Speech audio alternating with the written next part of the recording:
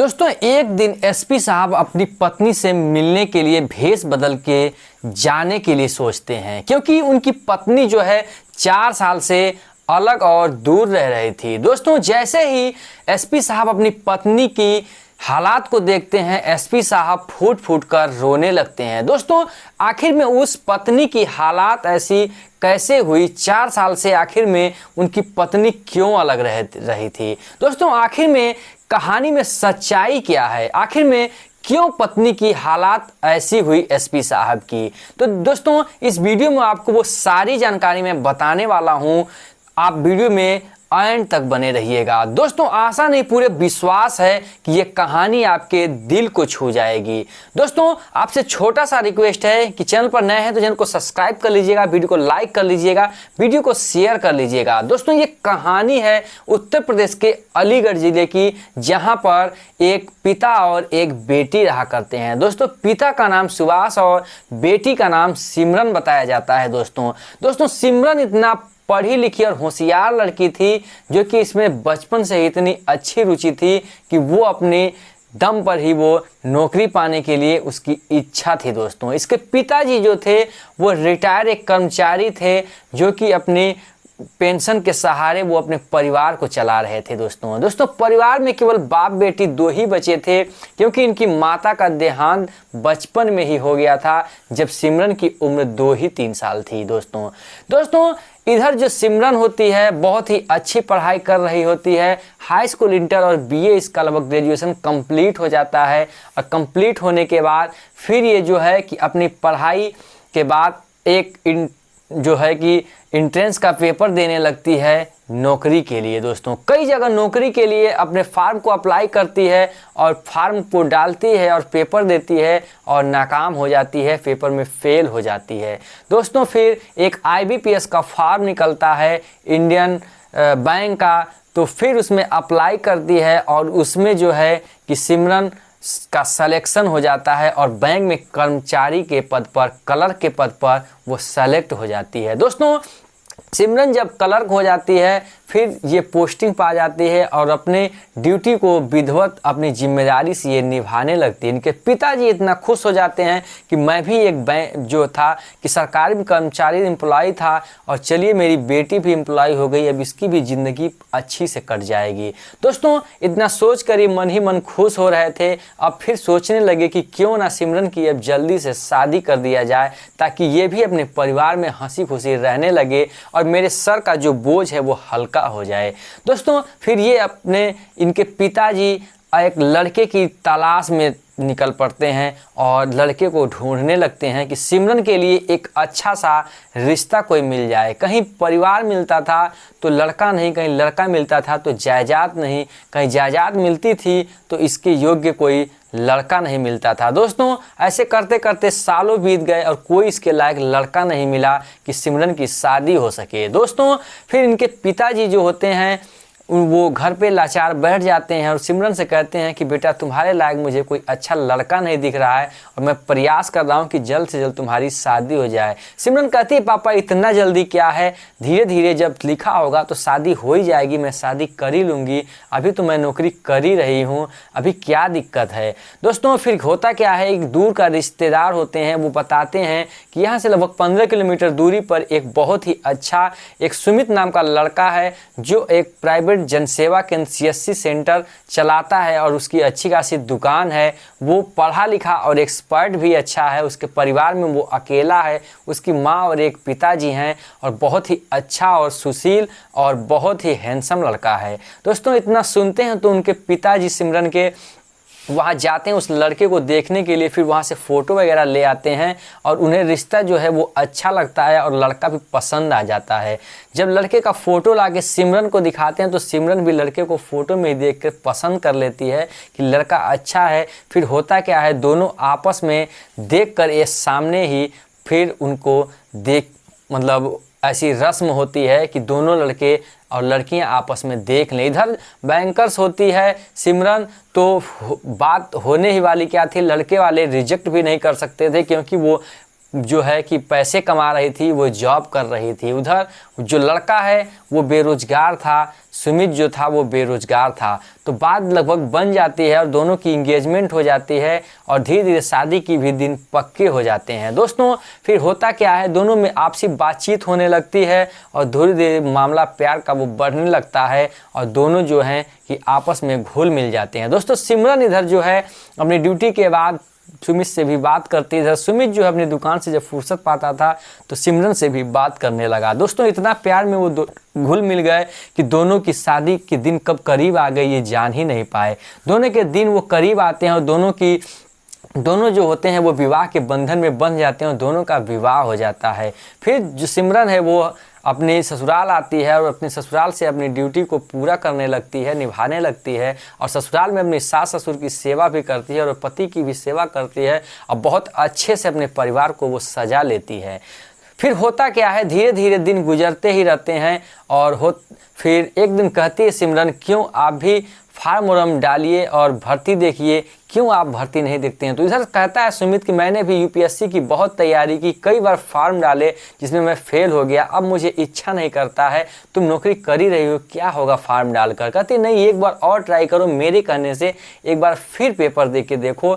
बहुत ट्राई कहने के बाद सुमित जो होता है फिर यूपीएससी का फिर फार्म आता है और उसे अप्लाई कर देता है। फिर जो इधर जो सिमरन होती है वो इसे बहुत अच्छी तैयारी करवाती है और उधर सुमित भी तैयारी करता है। उसके बाद पेपर देता है, देने के बाद फिर 3 महीने बाद रिजल्ट जब आते हैं तो पेपर में वो क्वालिफाई हो जाता है। वो खुशी के मारे जो इधर सुमित होता है उसके खुशी का ठिकाना नहीं था। वो दौड़े दौड़े आता है घर पर, अपनी पत्नी के गले लग जाता है और कहता है कि देखो तुम्हारे ही चलते मैं आज पेपर को क्वालिफाई कर दिया। तुम कितनी अच्छी हो, कितनी सभ्य हो, कितनी धर्मशील हो जो कि तुमने एक राय दिखाया और मैंने देखो अपने पेपर को क्वालिफाई कर दिया और बहुत ही मुझे आज अच्छा लग रहा है। तुम्हारे चलते मैं आज यूपीएससी बीट कर दिया हूँ। दोस्तों फिर तैयारी और होती है इंटरव्यू के लिए।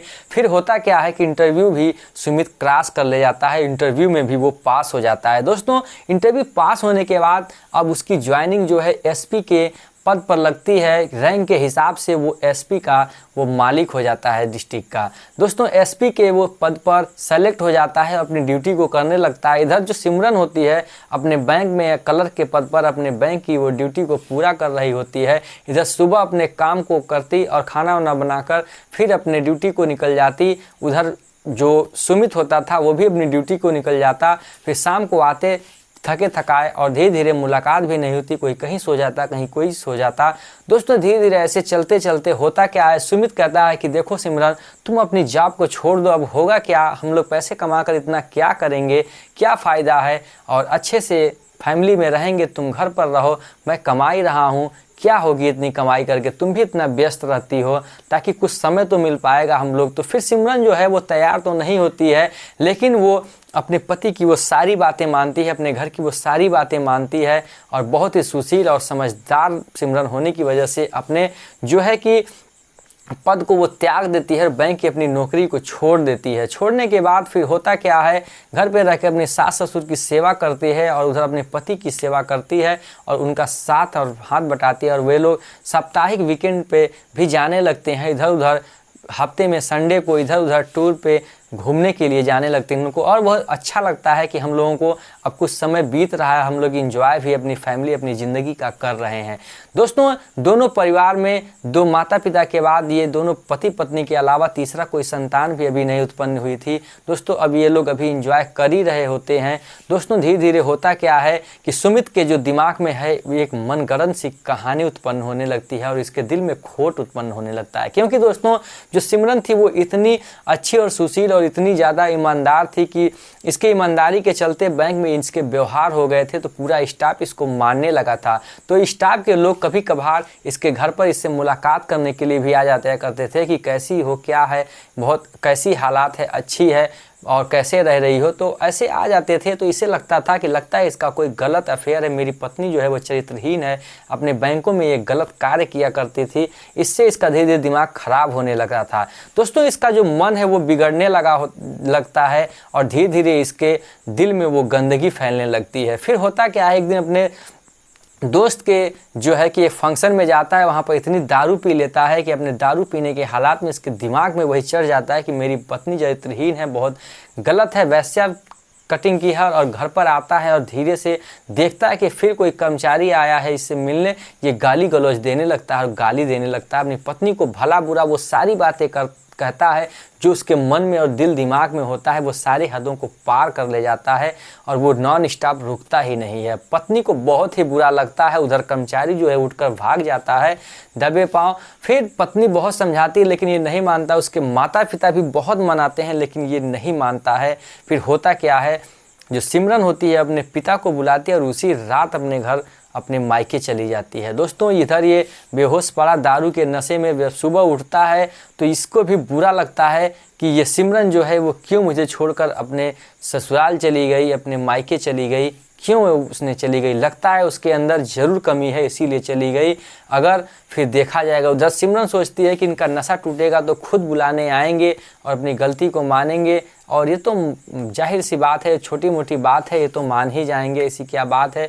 हो सकता है कुछ गलतफहमियां हुई हों, लेकिन इधर जो सुमित होता है इसके दिल में दिमाग में बहुत ही बड़ी बात चलने लगती है, धीरे धीरे इसके दिमाग खराब होने लगते हैं और ये फिर 2-4 महीने तक नहीं जाता है, ना अपनी गलती को मानता है, ना एक भी फ़ोन करता है, क्योंकि अभी एसपी हो गया था दोस्तों। इसके भी दिमाग में कुछ घमंड आ जाते हैं और इसे घमंड वो सताया जा रहा था, क्योंकि दोस्तों कहा जाता है कि कभी कभी जब आप ऊंचे ओहदे पे चले जाते हैं तो आपके गुस्से और घमंड ही आपको बर्बाद कर देती है। दोस्तों फिर धीरे धीरे 4 महीने बीत जाते हैं, इसके दिमाग में वो लत घुस जाती है कि ये ज़रूर ही कोई चरित्रहीन लड़की है। तो ये क्या करता है, अपने तलाक पेपर को उसके घर भिजवा देता है। भिजवाने के बाद वो फिर क्या करती है, मजबूरन उस पर साइन कर देती है और साइन करके भेज देती है। इधर इसका तलाक भी हो जाता है। दोस्तों फिर ये भूल जाता है अपनी पत्नी को। उधर पत्नी जो है अपने परिवार में, वहीं अपने पिता के घर रहने लगती है। इधर अपनी ये नौकरी के चूर अपने पैसों से अय्यासी में ये जुड़ जाता है। फिर क्या होता है कि धीरे धीरे उसके पत्नी जो होती है अपने घर पे, वो अपने पिता के घर रहती है। पिता की हालात जो पिता हैं वो देखकर उन्हें भी एक दिन हार्ट अटैक आता है और उनकी मौत हो जाती है। दोस्तों फिर होता क्या, उसके घर पे अपने पिता के वो पेंशन के टुकड़ों पे पल रही थी। अब वो पले भी तो कैसे पले, अब अपनी खर्चा भी चलाए तो कैसे चलाए। अब वो मजबूर हो गई थी अपने खर्चा चलाने के लिए। दोस्तों अब वो शादी भी करना चाहे तो नहीं करती थी, कहती थी कि मैं शादी भी नहीं करूँगी। उसके पिता लाख मनाते मनाते मर जाते हैं लेकिन वो शादी भी नहीं करती है। फिर अपने खर्चे को चलाने के लिए वो अपने एक चाय का स्टॉल खोलती है और चाय का स्टॉल खोल के वो अपने गांव के ही मोहल्ले के ही चौराहे पे एक चाय का स्टॉल लगाने लगती है और चाय बेचने लगती है। दोस्तों एक एसपी की पत्नी होते हुए भी अपने एक स्टॉल लगाने पे मजबूर हो गई थी, क्योंकि दोस्तों जब उनके पिता मर गए, उसकी तलाक होने के बाद उसने बहुत ही प्रयास किया कि मेरी नौकरी वापस मिल जाए, लेकिन नौकरी वापस नहीं मिली। क्योंकि दोस्तों एक बार रिजाइन करके आपको नौकरी दोबारा नहीं दी जा सकती है, क्योंकि उसके भी रूल और कायदे होते हैं। दोस्तों फिर मजबूरी में ये क्या करे, दोस्तों एक बैंक कर्मचारी होने के बावजूद, एक एसपी की पत्नी होने के बावजूद भी इसे मजबूरी में अब सड़कों पे चाय बेचने के लिए अब ये मजबूर हो जाती है। लेकिन अपनी लोक लाज और इज्जत को बचाते हुए अपने चौराहे पे ये चाय बेचती है और अपने जीवन खर्चे को चलाती है, लेकिन दूसरी विवाह नहीं करती। ये जानती है कि दुनिया इतनी खराब है कि ये विवाह के चक्कर में मुझे गलत उपयोग करेंगे, मेरा गलत नाजायज़ फ़ायदा उठाएंगे, इसलिए ये शादी नहीं करती है। और दोस्तों अपने उसी ज़िंदगी को चाय बेचकर चलाने लगती है। इधर जो ये सुमित होता है अपने एक फंक्शन में जाता है, एक जगह शादी होती है जहाँ पर जाकर बैठा होता है और देखता है कि वहाँ पर उसके शादी का वो माहौल, तो उसके अपनी शादी के वो दिन याद आ जाते हैं कि काश मेरी भी ऐसे शादी हुई थी, मैं भी कितना खुश था। फिर वो उस शादी में उस 7 वचनों को सुनता है तो इसको भी याद आ जाता है कि यार मैंने भी इन 7 वचनों को मैंने भी निभाने का वादा किया था, जो कि मैंने अपने वचन को निभा नहीं पाया और अपनी पत्नी पे गलत शक किया और गलत शक करके अपने पत्नी को तलाक दे दिया। इसमें गलती तो कहीं ना कहीं मेरी है। मैंने पत्नी की इच्छा भी नहीं जाहिर देखा और पत्नी की तहकीकात भी नहीं किया। वाकई पत्नी क्या चरित्रहीन थी, पत्नी क्या वाकई जो थी कि ऐसी थी, गलत थी, मुझे ज़रूर पता लगाना चाहिए था। दोस्तों वो उतना सोचने के बाद अपनी एक कर्मचारी को गठित करता है और उसको पता लगाने के लिए लगाता है, और बैंक कर्मचारियों से पता लगने के बाद पता चलता है कि वो बहुत सुशील और सज्जन कर्मचारी थी। ऐसा उसका कोई नियत नहीं था, किसी से ऐसा अफेयर नहीं था, वो बहुत ही अच्छी थी, जिसके वजह से ही लोग उससे मिलने जाया करते थे। दोस्तों जब इतना सुनता है तो उसके भी रोंगटे खड़े हो जाते हैं और उसके आंखों से आंसू आने लगता है कि स्वर्ग जैसी देवी जैसी मैंने अपनी पत्नी को त्याग दिया, ठुकरा दिया, जो कि ऐसी थी ही नहीं जिस पे मैंने शक किया। दोस्तों उसके बाद होता भी तो क्या होता, अब तो तलाक हो चुका था। अब वो रात में सोचने लगता है कि 4 साल हो गए मैंने अपनी पत्नी से कभी मिला नहीं, हो सकता है उसने दूसरी शादी भी कर ली हो, अब तो उस ज़िंदगी में हो सकता है हो भी ना। लेकिन फिर सोचता है कि कल चलेंगे अपने ससुराल, देखते हैं कि उसने क्या शादी कर ली, अगर नहीं की होगी उसके पैरों तले अपनी जमीन अपने सर को रख दूंगा, उससे माफ़ी मांगूंगा, जो भी कुछ करूंगा किसी तरीके से मैं मना कर उसे ले आऊँगा, लेकिन उसे अपनी ज़िंदगी से जाने नहीं दूंगा अगर उसका शादी नहीं हुआ होगा। दोस्तों फिर वो क्या करता है, सुबह अपने जो है कि ड्राइवर को बुलाता है और कहता है कि अपनी शादी गाड़ी को लेकर चलो, और जाता है अपनी ब्यूटी पार्लर, अपने चेहरे को गेटअप को चेंज करवाता है, और चेंज करवा के वो फिर अपनी ससुराल की तरफ जाने के लिए वो बढ़ता है। और सादे ड्रेस में एसपी साहब पहुंचते हैं उस चौराहे पे और कहते हैं कि ठीक है अब यहाँ से थोड़ा देर बाद चलते हैं, उधर चाय की स्टॉल है, चलकर चाय पिया जाए। जब चाय की स्टॉल की तरफ बढ़ते हैं, वहाँ जाते हैं, जैसे ही चाय के लिए 2 ऑर्डर करते हैं, देखते हैं कि यहाँ तो सिमरन खुद चाय बेच रही है, तो उसके होश उड़ जाते हैं दोस्तों एसपी साहब की, अरे ये तो चाय बेच रही है, ये तो क्यों आखिर चाय बेच रही है, इसकी इतने दिन गिर गए, इतने दिन खराब हो गए कि बताओ मेरी पत्नी जो है वो दर दर की ठोकरें खा रही है। तो इनके जो है कि आंसू कैसो कैसो रोकते रोकते ये एसपी साहब अपने आंसू को रोक पाते हैं और बैठकर चाय पीने लगते हैं। दोस्तों ये मन ही मन सिमरन को देखे ही जा रहे थे और सिमरन को लगातार देखते ही जा रहे थे, तो सिमरन को शक हो जाता है जरूर कोई ना कोई मामला है। फिर ध्यान से इनके चेहरे पे देखती है तो ये समझ जाती है बस करो ये वही सुमित है जो कि मुझे 4 साल पहले जो मुझे तलाक दे दिया था, ये एसपी साहब वही हैं जो सुमित हैं। दोस्तों वो साफ कहते हैं क्या आप फला गाँव के सुमित एसपी सर हैं? तो ये उसने सुनते ही इसके हाथ से जो कप का प्याला होता है वो नीचे गिरता है, वो टूट जाता है और इसके आंखों से झरझर झरझर आंसू निकलने लगते हैं। दोस्तों ये एसपी साहब रोने लगते हैं और कहते हैं हाँ मैं वही एसपी साहब हूँ जो अपनी स्वर्ग जैसी पत्नी को मैंने ठुकरा दिया और उसके अंदर की वो वैल्यू को समझ नहीं पाया, उसकी लक्ष्मी को समझ नहीं पाया और उसे मैंने ठुकरा दिया और आज दर दर मैं ठोकरें खा रहा हूँ। कहती है कि भाई मैं तो वेश्या थी, मैं तो रंडीबाज थी, मैं तो ऐसी वैसी 50 किस्म की चीज़ें थी, मुझे आप सोचकर आप ऐसा क्यों कह रहे हैं, मैं तो बिल्कुल बेकार थी। कहता नहीं मैं ही गलत था, मैंने तुम्हारी तहकीकात की, मैंने तुम्हारी जांच करवाई तो पता चला कि तुम ऐसी नहीं थी, मैं ही गलत था, मेरी ही सोच घिनौनी थी, मेरी ही सोच गलत थी, गंदी थी, मैं ही गलत इंसान था। और देखिए ना तुम्हारे लिए मेरी मम्मी पापा आज भी इंतज़ार कर रहे हैं, अगर तुमने अभी तक शादी नहीं किया हो तो चलो मेरी ज़िंदगी में वापस चलो, तुम्हारे लिए मेरे घर के सारे वो दरवाजे खुले हैं और आज भी वो इंतज़ार कर रहे हैं हमारे घर की वो सारी गलियाँ।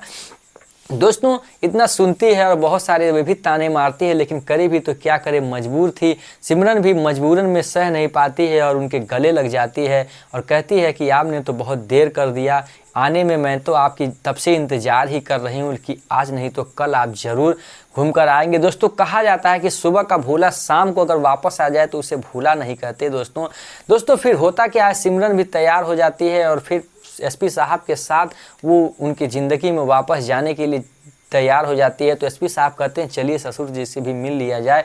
कहती है कि भाई उनके आंसू आंखों से गिरने लगते हैं। कहती है कि मेरे पिताजी अब ज़िंदगी में नहीं रहे, उनके जाने के बाद ही मैं चाय की स्टॉल लगाने लगी और चाय बेचने लगी और अपने जीवन खर्चे को चलाने लगी। इतना सुनते हैं तो एसपी साहब इतना रोने लगते हैं कि उनकी हालत ही कुछ ख़राब हो जाती है। वहाँ के लोग देखकर हैरान हो जाते हैं कि आखिर में मामला क्या है, मंजर क्या है, तो देख देख के वो लोग हैरान ही रह जाते हैं। फिर होता क्या है, एसपी साहब अपनी गाड़ी में बैठाते हैं और अपनी पत्नी सिमरन को लेके घर जाते हैं। फिर से उनका पुनर्विवाह होता है, फिर से लक्ष्मी उनके घर आती है और दोनों लोग हंसी खुशी से रहने लगते हैं, उनका परिवार भी हंसी खुशी से रहने लगता है।